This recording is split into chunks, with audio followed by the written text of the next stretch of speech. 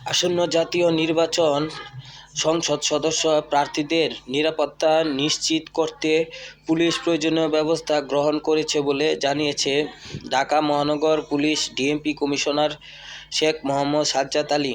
শনিবার রাজধানীর রাজারবাগ পুলিশ লাইনসে আয়োজিত এক সভা শেষে সাংবাদিকদের প্রশ্নের জবাবে তিনি এই আশ্বাস দেন।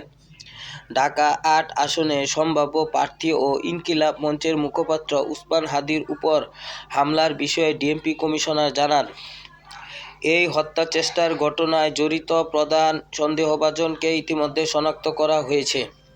তদন্তের স্বার্থে এখনই তার নাম পরিচয় প্রকাশ করা না হলেও তাকে গ্রেপ্তারে পুলিশ সর্বাত্মক অভিযান চালাচ্ছে। ঘটনার ২৪ ঘণ্টা পার হওয়ার আগে তদন্ত উল্লেখযোগ্য অগ্রগতির কথা জানিয়ে তিনি বলেন, জনগণের সহযোগিতা পেলে খুব দ্রুতই অপরাধীকে আইনের আওতায় আনা সম্ভব হবে। উল্লেখ্য, নির্বাচনের তফসিল ঘোষণার পরদিন গত শুক্রবার দুপুরে রাজধানীর পুরান পল্টনের বক্স কালভার্ট রোডে দুর্বৃত্তদের গুলিতে গুরুতর আহত হন উসমান হাদী। তাকে প্রথমে ঢাকা মেডিকেল কলেজ হাসপাতালে প্রাথমিক চিকিৎসা দেওয়া হয়।